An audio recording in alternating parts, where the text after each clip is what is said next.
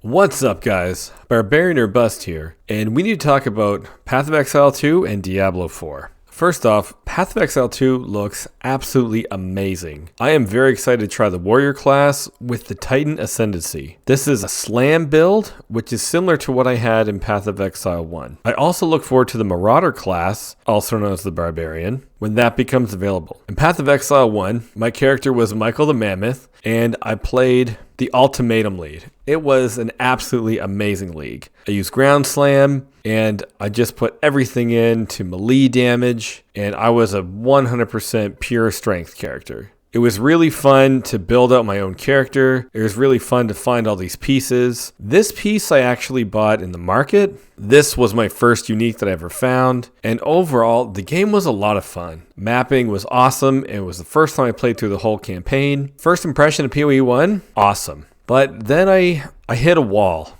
And one thing that I didn't like was with the skill tree, once you spec into it, you're locked in. That is it. So during the season, I decided to do two-handed mace with stun with a side of bleed. And bleeding stuns I thought would sound really cool. You stun them, and then you get some bleeding. They kind of bleed out while they're stunned, and you can just keep ground slamming. On paper, this was my own build that I made myself, and I thought it was going to be pretty cool, pretty good, but I completely got stalled after tier 15 maps. I could not go higher than tier 15. And I couldn't respect my character. If I changed any of my gems, they were either too low of level, or there was this gem right here. I leveled it up too much, and I had to respec to get more dexterity. That really sucked. I eventually did it, and I still have it there, but those things were kind of really annoying.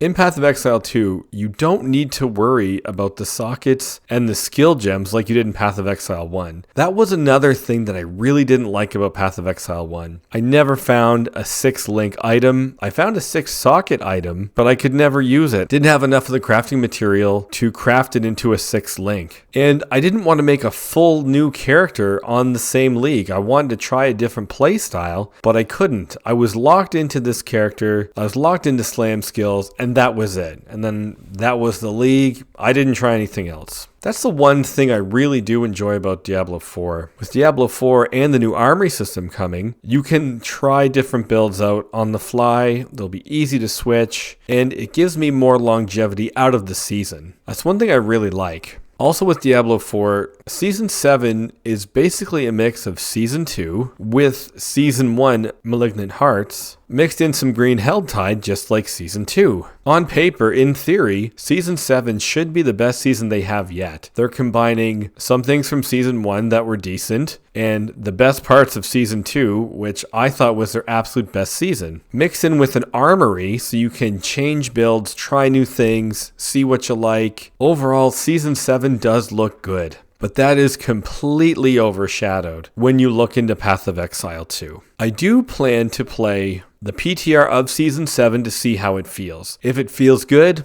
I will be playing Season 7. If it doesn't feel good, I'll probably do a couple builds for Season 7 and then focus more on Path of Exile. Either way, I plan to play both games, and I'm definitely going Warrior and Marauder for my two mains. The Ascendancy of the Titan is going to be awesome. I'll try the Warbringer as well. And going forward on my channel, I do plan to play both games. And I do plan to make builds for both games. I am definitely a noob of PoE, but I cannot wait to try to make some slam builds and see how high I can go in mapping. The new map looks super cool. I think this is such an upgrade from PoE 1 mapping and how you can find different places on the map. Oh man, I am very excited to try out this endgame. I am very excited for PoE 2. I'm intrigued to see what Diablo 4 has for Season 7. And honestly, I really hope that after the massive bomb of PoE 2, that Diablo can really step up their game in making a better game. I feel there's a lot of hate around Diablo 4, and that is because, in my opinion, we all want the game to succeed. We want it to be good. We want to have the two games compete with each other. For complexity and for the absolute GOAT, it will be PoE 2, but it would be nice if Diablo 4, still casual,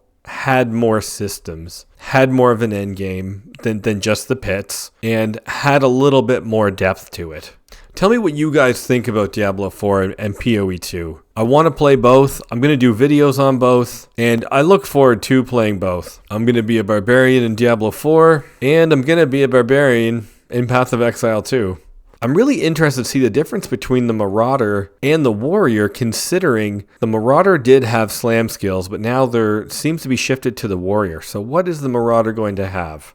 But if there's a barbaric-like playstyle in the game, I'm going to play it.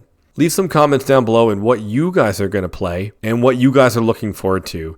Are you looking forward to something specific in Season 7, like the return of Hoda? Or are you really focused on trying out PoE 2 and trying different classes? At some point, I definitely want to try the Blood Mage Witch. That looks really, really cool. Let me know what you look forward to about both games and what you don't look forward to in both games. Alright guys, thanks for watching, and I'll see you guys next time.